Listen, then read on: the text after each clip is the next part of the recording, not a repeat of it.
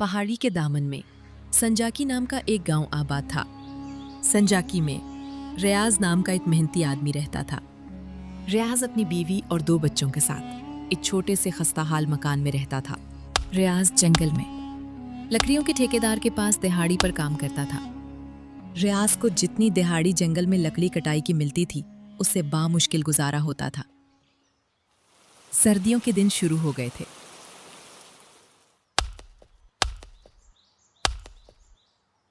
ये लो, ये तुम्हारे। अरे रियाज मियाँ, हो सकता है कि बर्फ़बारी हो जाए, और अगर बर्फ़ पड़ गई तो लकड़ी काटने का काम बंद करना पड़ेगा। 3 महीने के बाद ही काम खुलेगा। ठेकेदार साहब, आप तो बड़े लोग हैं। असल मसला तो हम जैसे गरीबों का है, जो रोज़ कमाते हैं और रोज़ खाते हैं। हमारे बच्चों का क्या बनेगा? अगर बर्फ़ पड़ गई तो मैं क्या करूँगा? मेरे बच्चों का पेट कैसे भरेगा?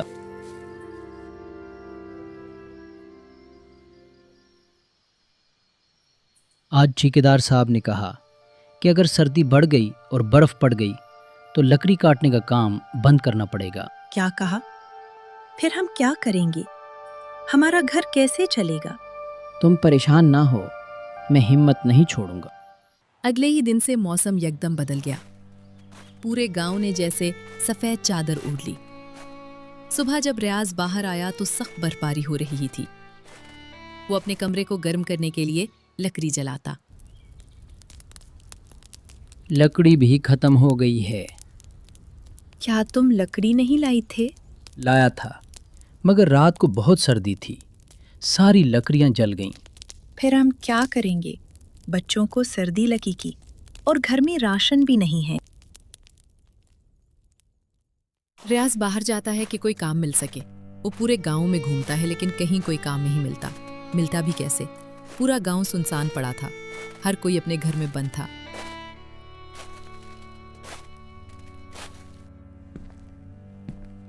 क्या हुआ? कुछ बना? बनता क्या, पूरे गांव में हू का आलम है। सब अपने घरों में बंद हैं सर्दी की वजह से। ओहो, तो फिर क्या होगा? बच्चे भूखे सो गए और लकड़ी भी नहीं है। सर्दी भी बढ़ती जा रही है। तुम फिक्र न करो, मैं सुबह फिर जाऊंगा और कुछ न कुछ इंतजाम करके आऊंगा। मैं बाहर जाकर कुछ घास और सूखे पत्ते जमा करके लाता हूँ, ताकि आज की रात गुजर सके। रियाज ने घर के बाहर से दरख्तों के नीचे पड़े हुए सूखे पत्ते जमा किए कि किसी तरह यह सर्द रात गुजर जाए और उसके बच्चों को सर्दी ना लगे।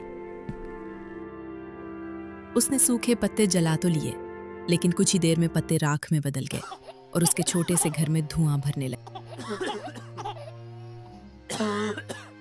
सुबह होते होते धुएं और सर्दी से रियाज के एक बच्चे को सख्त बुखार हो चुका था। सर्दी और धुएं की वजह से फौजिया को बुखार हो गया है और बच्चों ने रात से कुछ नहीं खाया। मैं जाता हूँ गांव के हकीम साहब के पास और दवाई लेकर आता हूँ। रियाज गांव के हकीम से बच्चों के लिए दवाई लेने निकला। हकीम साहब, मेरे बच्चों की तबीयत ख़राब है, मुझे कोई दवाई दें। अच्छा बेटा, मैं तुम्हें दवाई देता हूँ, मगर खाली पेट नहीं देना दवाई। हकीम साहब, मेरे पास खाने के लिए नहीं है कुछ। ओहो, तुम परेशान ना हो बेटा, मैं दवाई के साथ तुम्हें कुछ खाने का सामान भी देता हूँ। हकीम साहब, आपकी बड़ी मेहरबानी, आपने मेरी बड़ी मदद की।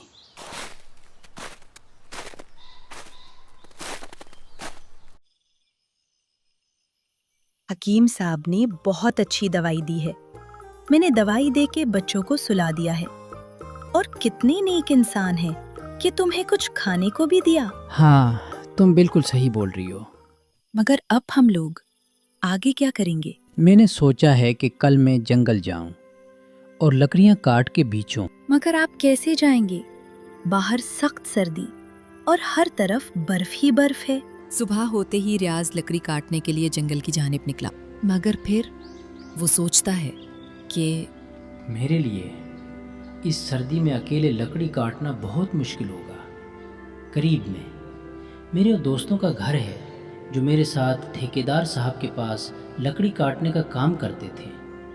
मैं उनको भी अपने साथ ले लेता हूँ, मेरे लिए भी आसान हो जाएगा, उनकी भी मदद हो जाएगी। इसी सोच के साथ रियाज अपने एक दोस्त के घर पहुंचा। अस्सलाम वालेकुम। वालेकुम अस्सलाम मेरे भाई रियाज, आओ अंदर आओ। नहीं नहीं शुक्रिया, मैं तुम्हारे पास एक काम के सिलसिले में आया हूँ। इस सर्दी में मेरे माली हालात अच्छे नहीं हैं और हर तरफ बर्फ़ पड़ी है, जिसकी वजह से कोई काम नहीं मिल रहा। इसलिए तुम्हारे पास आया हूँ कि दोनों मिलकर जंगल से लकड़ियाँ काटें और गांवों में बेचें। ये तो तुम बिल्कुल सही बोल रहे हो। इस सर्दी में मेरे भी आखिराजात पूरे नहीं हो रहे और हर जगह बर्फ़ पड़ने की वजह से काम भी नहीं मिल रहा। तो मैं तैयार हूँ तुम्हारे साथ लकड़ियाँ काटने के लिए। और वो दोनों काम के गर्ज से जंगल की जानिब रवाना हो गए। दोनों ने मिलकर सख्त सर्दी में पूरा दिन जंगल से लकड़ियां काटी और शाम को गांव की चौराहे में बेचना शुरू किया। बर्फ पड़ने की वजह से खरीदारी कम जरूर थी, मगर इतनी थी कि वो दोनों अपने घर एक वक्त की रोटी ले जाते और यही उनका रोज का मामूल बन चुका था। दिन यूं ही गुजरते रहे और जैसे जैसे गांव में ठंड की लपेट कम हुई, वैसे गांव में लकड़ी जलना कम तो हुई मगर ख़त्म नहीं। इसी वजह से उनकी लकड़ी की खरीदारी बढ़ गई और अगले कुछ सालों में उन्होंने अपनी फर्नीचर की दुकान खोली।